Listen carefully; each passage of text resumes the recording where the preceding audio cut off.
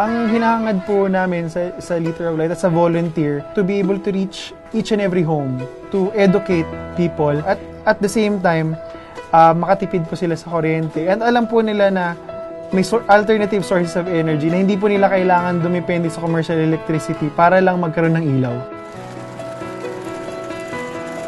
It is possible to do this, without being an electronics engineer, without being a technician, but just simple basic knowledge sa electronics. Only 2% of the Filipinos know about alternative sources of energy, such as solar. Ano po yung nagawa nung bote ng ilaw dyan po sa bubungan natin? Nakakatipid kami sa kuryente. Kasi pag-araw hindi na kami nag-iilaw dyan kasi yun na ang ilaw namin. Talagang maliwanag na maliwanag siya. Lalo pag sobrang ang init.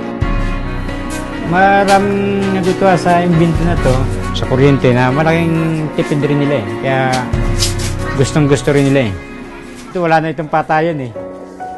Nabalitaan namin na may mag-aano daw dito ng solar. So, interesado kami na matuto dahil kailangan namin yun dito. Kaya pumunta kami. So, magsimula muna tayo sa bote kung saan pumapasok yung araw sa umaga. Pero yung mas importante talaga is yung panggabi. The revisions we made for the standard solar bulb, kasi useful lang siya sa morning. So, pagdating na ng gabi, since wala na tayong araw or wala ng sun, hindi na siya magagamit ng mga pamilya na install ng solar light. What we have here, we designed a simple circuit kung saan pagdating ng gabi, automatic magti-trigger siya, mag-on na yung light sa ilalim. Tapos, ginawa rin namin available yung buong sirkito na madaling intindihin ng mga tao. So, ito po yung dati nating bote. Ito po yung nadagdag na po natin yung ilaw.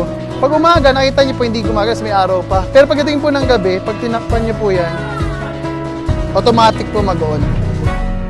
Theoretically speaking, sa 1 watt LED na to, sa high power na LED, kayang-kaya niya magpailaw ng 15 square meters na kwarto, na ito lang. Tapos reading light po siya. Ibig sabihin, sa ilaw lang na ito, kayang-kaya mo na magbasa ng libro. Napakalaking bagay para sa katulad namin dito sa bundok.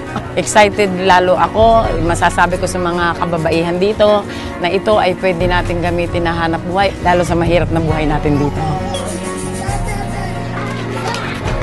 Lahat ito is ino-open source namin para makatulong, hindi lang para sa inyong bahay, pero pangkabuhayan. Yan yung 1 litrong liwanag. Isang solusyon para sa umaga, pero mas magandang solusyon para sa gabi.